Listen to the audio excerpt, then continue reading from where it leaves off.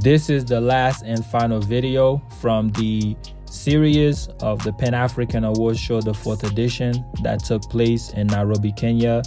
And so after the event, I got a chance to talk to many individuals from different backgrounds, different countries, as well as different perspectives as to what they thought about the event, their outlook, and what they take from it, as well as what they're going to apply within their life. And so I do hope that you enjoy these interviews. Take a listen as we continue. Peace. If it's enshrined even in the minds of our political leaders, I don't think Africa will be the same. It can even be as a country, right? With so many provinces, 52 provinces. Definitely. It can be a powerhouse of the whole global village. All right, so let's go. Were you recording? Welcome back, everybody, to Kixkeya Global Village. I'm here in Nairobi, Kenya, at the auditorium where there was the 4th edition of Pan-African Awards. And so today it was packed with lectures. And so I've seen these amazing brothers, and they was on the panel sharing questions. And so they have a group. I'm not sure if it's a movement or a group. This is my first time encountering these brothers. And so I want to get to know them more, and also them sharing their perspective, their movement, the message, the purpose, what it is that they're sharing and bringing Africa together, bringing the communities together. Ubuntu, solidarity. So I see the number 12. Let me start with that. Why is 12? Because I'm not only am I'm asking for them, but I'm asking for me as well, because it's my first time in just coming into contact. And so I just want to know what the message is and what it is that you guys are doing in Kenya. Well, peace, brother. Definitely. Thank you. My name is Brother Karanja from here in Kenya. So I'm here with this brother here. Brother, what's your name? My name is Josman Kasereka. I'm a student at Catholic University. I'm from the Democratic Republic of Congo. I'm here with this beautiful, lovely lady here. What's your name? My name is Iwatan. Well, can you say one more time for me? Iwatan. Iwatan. Got it. Iwatan, how you doing today? I'm great, feeling fabulous. All right. And where are you from? I'm from Nairobi, Kenya. Okay, so you naturally Kenyan, you know, born and raised. Yeah, African. Literally, I'm African from the province of Kenya. All right. Yeah, as we were told on the conference. Yeah, definitely. Yes, exactly. So What I got from the conference today is that we are the change we need to see in the world. We are the fathers and mothers of civilization. And it's our time to reclaim everything that has been eroded, stolen, and taken away from us unapologetically, because there's so much right now that we have, and the likes of the panelists who've gone ahead of us and made this possible for us. Yeah. By relearning and relearning, there's no excuse. For us right now, ignorance is a choice. So I believe what I really got from the conference today, like, power belongs to us. Definitely. And it's time to re-strategize, reorganize with our own calls regarding, like, we make the shorts. So if it's about partnership or collaboration, it's according to our own rules and regulations. Definitely. According to our own terms. Definitely. Yeah, and there's no fear. Absolutely. Fear is an illusion. Definitely. Yes. And one thing that stood out to me was that one of the panelists, he said many Africans, what they look forward to is to elect the next president, while many other nations, they're making 50-year plans, irregardless of who's in power, but individually they're looking for ways to empower themselves, while many within the African continent, their sole hope is on putting someone in power, and that person then becomes the sole proprietor of what they look forward to. And so, like, what are your thoughts on that?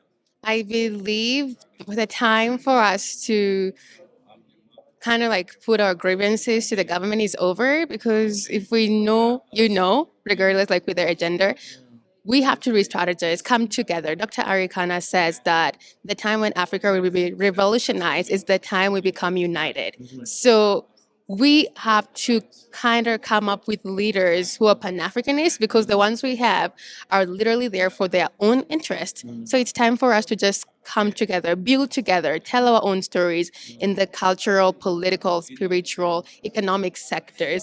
And if we have so much force and power, we can scrape up all these leaders who are not on our side and put leaders there who are super pan-Africanist.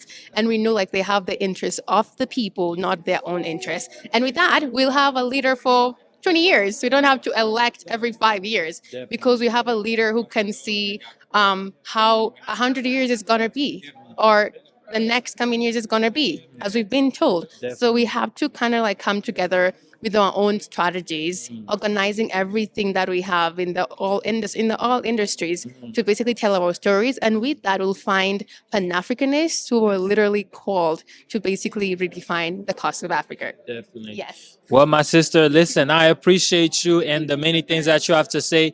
My last question for you is where can people find you online? Yeah. If you're on YouTube, Instagram, wherever it is, All right. give your handles and maybe some people may benefit from the content that you share. Of course. Thank you so much also for this opportunity. I'm excited to do this. Honestly, I was excited to do this. So you can literally find me on Instagram, TikTok at Iwerton Longoria, on YouTube at Self-Worth Redefined Podcast. I always talk about redefining Africa, true Pan-Africanist at the heart. So Definitely. all the social media at Iwerton Longoria on Facebook Yeah. and also on YouTube at Self-Worth Redefined Podcast. All right. Well, thank you very much for your time. And guys, let's continue to grow mentally, physically, spiritually. And don't forget to share this video and support our sister and what she's doing and bringing positivity and successful momentum to the youth. And so that we can grow and succeed and be autonomous and gain a knowledge of self, because once you know yourself, then you know your purpose, then we can accomplish as a community, because sometimes when you don't know yourself, it's hard to understand what it means to be in a collective. And once we find who we are individually, then we can then know how we fit within this collective consciousness. But yeah, definitely. But thank you for your time, though. I appreciate it. Yes. Absolutely. I'm an outsider. You know what I mean? I hear about things going on in the Congo. I don't really know much, but you're from Goma, like born and raised. That's your culture, and so give us a little bit of insight. Okay, thank you. First of all, I would like to start by saying that Congo is like a beautiful woman. And all we know that a beautiful woman is wanted by almost every man. So that's will lead me to tell you that if Congo is being aggressed or oppressed by some superpowers and foreign hands behind some rebels and people are not happy, it's because it has a potential. It's a very beautiful place. We have nice dishes. We have nice people. We are a multicultural country with 450 tribes, with a dynamic population of around 105 million people. That's the reason why whatever is happening in Congo is happening right now. Now, based on, of course, things that you're hearing from the grounds, given that you have family there, like, what is the outlook for you for Congo as to what do you feel is the solution as a national Congolese? What is the way forward that you feel, even if it's from a collective standpoint? Like, what do you feel is the way forward? So the way forward to this conflict is to shut guns, like an eternal. No, it's okay. It's okay. No worries. No worries. So the real solution to the crisis in Congo is first to come together as the region, because it's a problem that is affecting our whole region. It's a problem that is originating from the whole region of Great Lakes, including Rwanda. The country included is Rwanda, Burundi, Uganda, and the DRC. For me, there is no ethnic division in Congo. The people from the DRC are not tribalists. The people from the DRC are so welcoming people. The people from DRC are very nice people. There is a narrative. And that narrative is leading to people killing each other. And as long as we'll not have the correct information about what is going on, because as I wanted to highlight there, this is the only conflict in the world that the people who are suffering from it, they know the reason why they are suffering, and the people from outside, they have a different reason. And we need to know really what is going on the ground to understand really what is happening, and from that we'll solve the issue, because you cannot treat something that you don't know. So we need to go inside, to go deeper into the region and ask, when did this start, how and why, who did what, so that we can reach where we are right now. Definitely. And my last question for you is like, how are your family doing out there? And do you still have like direct communication with the Congo, or you everything, all your setup is here in Kenya now? To make it clear, nobody is safe home, because we are in a place which is controlled by armed group. There is no administration, there is no police, there is no justice, there is nothing. So they are still alive for sure. I have confirmed that because I'm communicating with them. But in a city of 1.5 million of people, with people displaced from their refugees, they are reaching almost 2.5 million people. How can you imagine the survival will be in that place? No bank is operating, the central bank is not operating. How are they people going to feed themselves? They will starve, and after starving, it will be survival mode. And since there is no justice, there is no police, there is no administration, we can imagine the disaster that will happen in Goma. I see. Well, brother, I definitely appreciate you communicating with me, and more strength and courage to you. And even being able to stand up there and just pour out your heart. You know, it's not an easy situation, but I do feel and know that there is a brighter future, not only for Congo, but for the whole of Africa. Yes. And so it starts by us encouraging one another and bringing awareness. I don't know if it was you that talked about the awareness, but someone talked about bringing awareness to what is happening. Yeah, and then you know, it was me. Yeah. So that narrative is manipulating people, having empathy to people who are justifying killing of between 6 million and 10 million people because they want to protect a tribe. And we've never seen such thing happening in Congo. We've never seen tribes fighting each other. It's something that is not there. But they want to show it to the people who are not aware of what is really going on there. And we have that problem of I forgot the term, but digital divide. definitely. That's the problem we have in Congo. The people who have information, they don't have access to the media, like to technology, so that they can share information. Definitely. And the people who have the access to the technology, they are sharing information that's leading to a narrative that is leading to killings of millions of people every and each year. Definitely. Definitely. All right, my brother. Well, thank you very much for your time. I really appreciate it. And where can the people find you if someone maybe want to support you or get to know you more as to what's going on within your own country? Maybe you have Instagram, TikTok. Where can they find you if you so desire to share that? I am the president of the Association of Congolese Students in Kenya, ADEC. I'm a student at Catholic University of Eastern Africa as the chairman of the International Student Committee. On my social media, I only have Instagram. My handles, it's Libre Commentaire, LAIBRE_COMMENTARA. Sorry. It's okay. It's Libre Commentaire _ Okay. I can give it to you, and you can. Absolutely. Yeah. Thank you. All right, my brother. Well, thank you very much for your time. I'm so grateful. I appreciate it, man. Thanks. Yeah. Let me.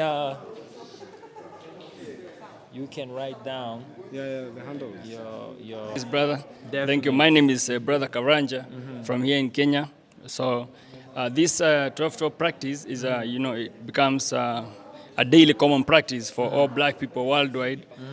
When it reaches 12 p.m., is a moment you pause and you think about black people's situation in the world. You think of your brothers who are in Haiti, in any other places all over the world. And you reinforce in yourself that, yes, we are one family, Definitely. You put, it goes to like the level of quantum, you always say quantum physics or quantum science, Yeah. what you focus on, you will manifest. So if we focus on unity on a global level, everywhere we are, it will become the reality. And the divisions you see across Africa and the tribalism and xenophobia will fade away. So the daily common practice at 12 p.m. Is you as an individual, you set the alarm because you choose for yourself the unity of black people. So everyone, wherever you are, you make a personal decision. We stop, giving the power to the politicians and waiting for them to unite Africa or to unite black people. So you as an individual, who you know the importance and the need for Africans or black people to unite, you take it to yourself and you do the action. You set the alarm. As simple as it is, that action always reminds you. You have a family all over. Definitely. And every day you're programming your mind, Definitely. because you chose it with your heart. Definitely. So the question you asked about why the number? Exactly. Why the number 12? So it started in 2020, October, the 12th. Yeah. So it came as an epiphany, a revelation. This happened after the worldwide demonstrations, and you remember George Floyd and Black Lives Matter. Exactly. So there was this, I was in this state of meditation, seeking what's the solution to this black people condition or situation in this world? Because you realize the demonstrations have been there, we have been demonstrating forever. It doesn't seem to change anything. Yeah. So the question was, seeking the divine realm. What's the real solution? And this moment I got an epiphany, a revelation, I saw a number, a number in my mind, and then was like, use that number as a formula to solve this problem. And I was like, a number 12? So I saw the number 12 and I was like, the direction was like, use that number. I believe that's the divine direction. Definitely. So the question was, how do we use the number?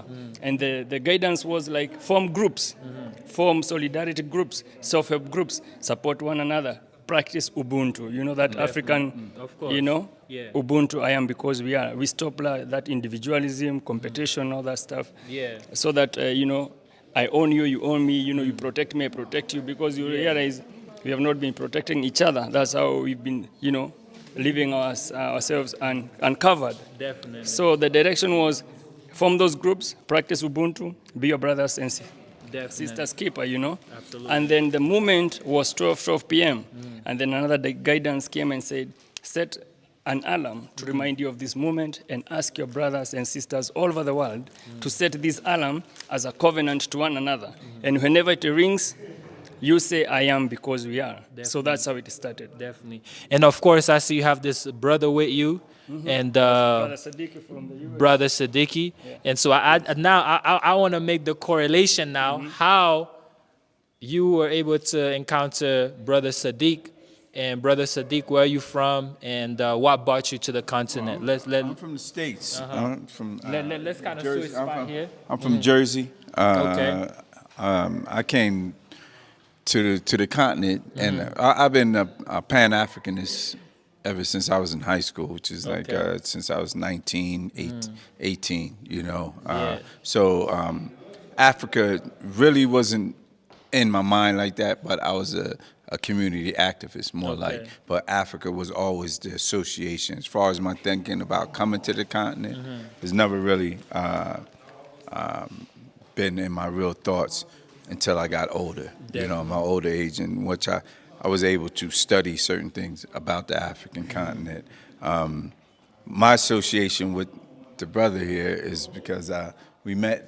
Where did we meet? It was through the RBG, Team RBG, Yeah, Team RBG. Yeah, Team RBG organization on Facebook and WhatsApp groups. Then we connected. You say you're in Nairobi. I said I'm in Nairobi. You were like, Oh hey, yeah, man, that's yeah, right. yeah. That's right. That's right. Why don't you meet you got help an old man out. Yeah, man, you gotta know help what Rescue him, old man.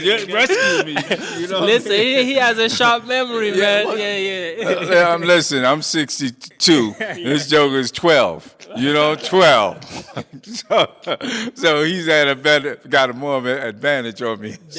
So, but at the same time, my company in America is Mike Check 1212. Okay. So once I heard him speak on the 1212 Yeah. mission, I was like, that's an association. So we evidently have a we can relate Definitely. on the numbers, at least that, you know. Definitely. And mic check 1 2 1 2. Once you say it, it's like it's a call, it's a cadence that you say, Definitely. "Oh, what's up?" Mic check 1 2 1 2. You know, check 1 2 1 2. Of course. You know. So, but that my company is all about using hip hop as an educational tool. Definitely. You know. But the fact that I seen this brother doing what he was doing, I had to come and participate because of the fact that the colors was a draw because Yeah. I represent the colors, the red, black, and green, which Definitely. is the Honorable Marcus Messiah Garvey. You know, Absolutely. and I figured if I'm going to be about a movement somewhere here on the Yeah. African continent, you know, and I'm here in Nairobi,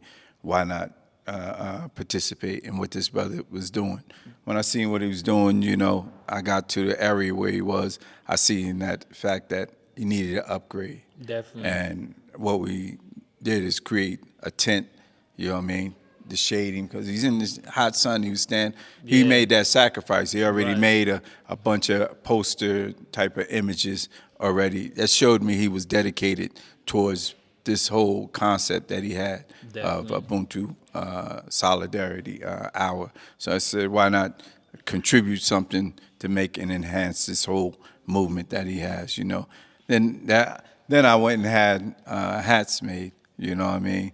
So these hats are also part of another movement. As you see, it says RBG Soldier. Yeah. That means representing those red, black, and green colors. All that does is showing that you represent in Africa, because all the colors that Garvey created, it was for the United States of Africa. That's why you have those colors, because we all know about the blood, the people, and the land, you know what I mean? So if you're a soldier of that shows how much love you have for your people, you know what I'm saying? That means you won't compromise your people. So that's why we have the label RBG. Of course, he's representing the 1212.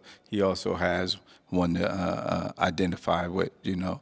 Then I met the brother also out there while we was doing the 1212 Solidarity Hour, and he was drawn to the whole concept because his consciousness is like that. You know what I mean? So once again, you know, I'm a pastor, Mike.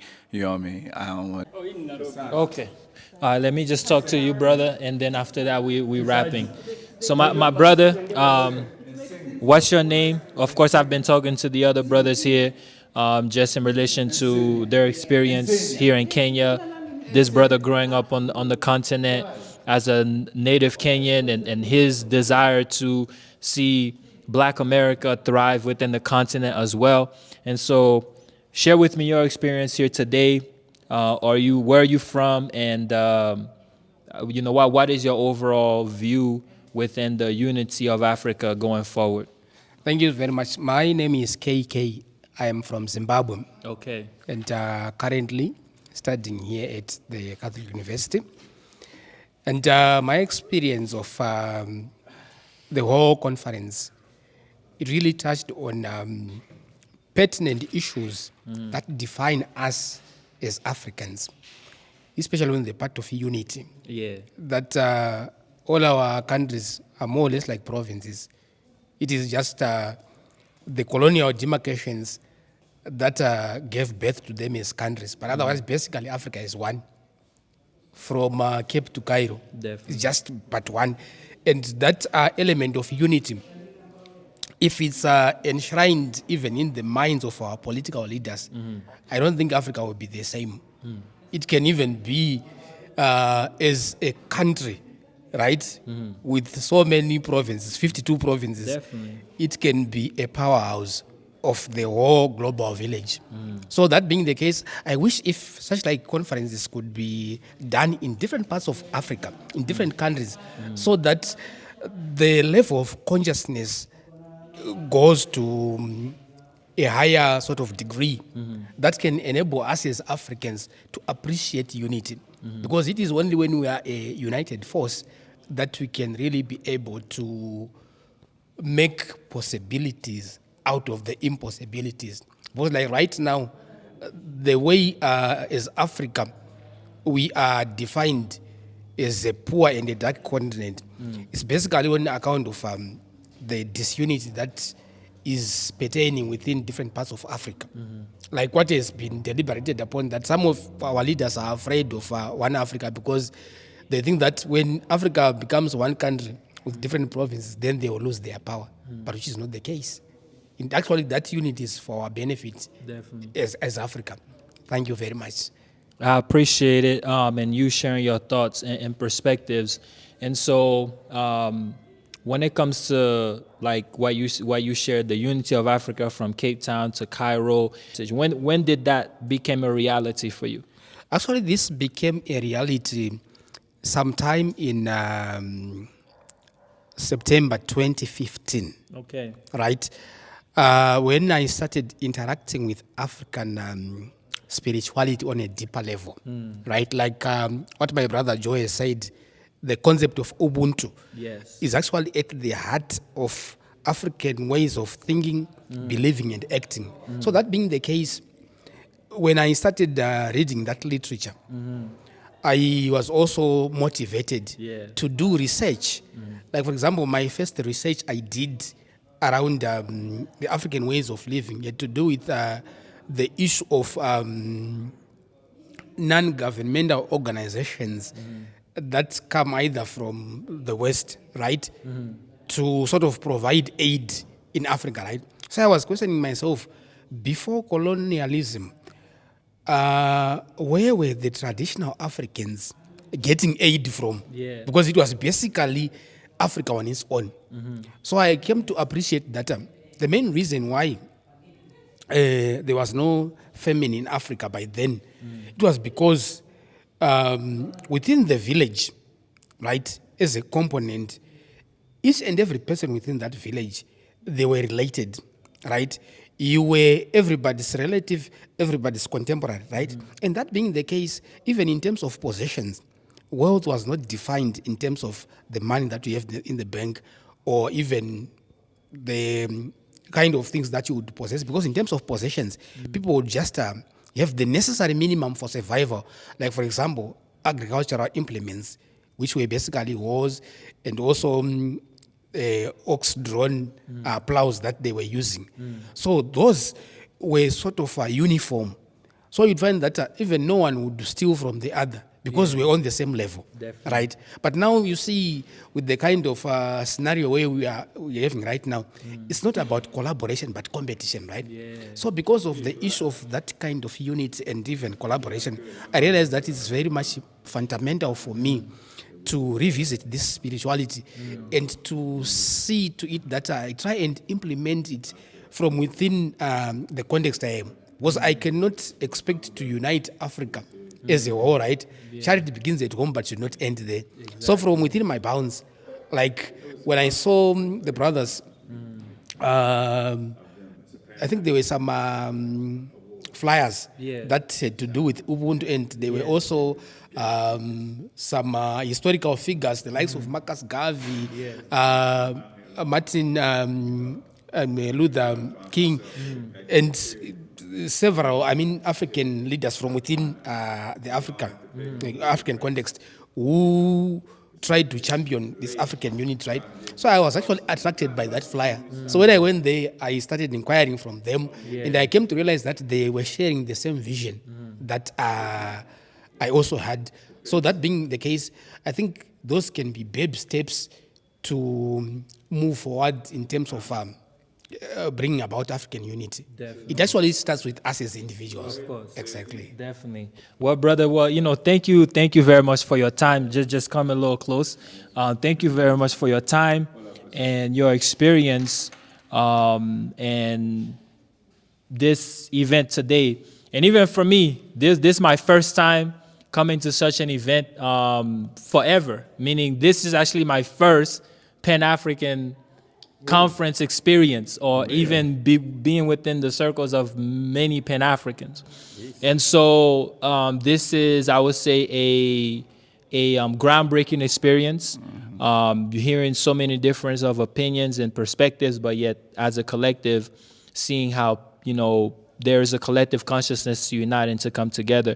My last question is for you, or maybe my brother, if you have any comment you can share, because I know as a young man growing up in a culture where you have like a radical, somewhat of a radical perspective from your traditional views, you may even find yourself not in alignment with even some family members or even friends. Have you experienced that? And if so, how are you able to find strength to be able to continue to build forward? Well, thank you for the question. Well, you understand this thing of Africa unity, Pan-Africanism, our education system doesn't really feed us this kind of education that awakens, something that gives you the urge, like, I want to be united with my people. So what happened to me is when I went out of Africa, I was in Germany, I realized I'm a black man. Man, it hit me hard, man. All this time I thought I'm a human being. Yeah, we are human beings, It hit me hard. You are a black man. Bro, come slow, you are a black man, you are an African. And I didn't get it, But slowly I came to understand the stereotypes, and you understand also the people out there, they've been fed. The system has also, cooked them in a way and conditioned them to see us in a certain way. Definitely. So they think they know you even before they experience you. They don't even want to hear or know nothing. They see you skin, they know you. Exactly. They know they got the stereotypes. So they don't care about the money you have in your bank or, the degrees or whatever PhDs you may have. That's yours. We see your color, we know you. That's it. You see? Even maybe you may find these people, you have more ideas than them, but they bro, man, you're black. You're African. So it hit me, and I was like, man, how do we, and I realized the black man has to fight for himself, for the position, and prove something to the world, and break the stigma, The thing is, it's race first. That's what they practice. Yeah, and say they practice that, and we don't. So we find ourselves as outsiders trying to force ourselves into inside of a clique that they have already in by code. They see the features. We can't hide amongst nobody, So it's a giveaway. So the fact is, they see this is a practice that they have because it's a fear that they have of the black man and black woman. They know that we're dominant. We just don't know who we are. So we're going to constantly run into those kind of situations with them trying to suppress us to make us feel like we're less than them because they recognize our greatness. We just don't recognize it, and we don't go on code. We continue to try to be someone else. And we try to fit in, you see. I realize that most of the people, I saw my black brothers out there, they try to fit in, and all this time, so I was like, so what do we do? Why don't we, like the black people, come together then, use what they use against us, use it for ourselves now, you see. They just judge us with our appearance. They don't want to know that you're which tribe you are. They don't care which, and here in Africa, you realize we are so tribal. We have that, xenophobia. And when you get out there, they don't care you're from which kingdom or which tribe or whatever. Your skin defines you, So why don't we use that which they use against us to unite? First. You That's see? race first. So that's when it kicked for me. So the one day after George Floyd's murder, I was like seeking, like, look at that. How is it going to happen forever? And in that moment, as I said earlier, that meditation moment, seeking, like, what's the solution? Then I saw that number and form groups, embrace Ubuntu, stop competing amongst yourselves, competition, individualism. Come on, be one thing, be your brother's keeper, be your sister's keeper, work together, be strong in Africa. And if you be strong in Africa, you're going to control your economics and your politics and military and every security. And then Africa will be respected. Definitely. And if Africa will be respected, every black person walking anywhere on earth will be respected. That's called race first with the Honorable Marcus Messiah Garvey. Definitely. And so the last thing is, where can people find you? If you're on Instagram, YouTube, wherever, share your handles where they can support your movement or even maybe share some of the things that you're already sharing. Yeah, at the moment we are working as an organization. We are called Team RBG. Big part of it is in the US. They saw the formula, the practice, they adapted it, and they're promoting it. You see, Baba Sadiki is a part of it. He's from Zimbabwe. He met us in Rongai on the roadside, preaching, and he, set the alarm. You join, you also set the alarm, you see. Definitely. On Facebook, we hashtag Solidarity Ubuntu or Team RBG.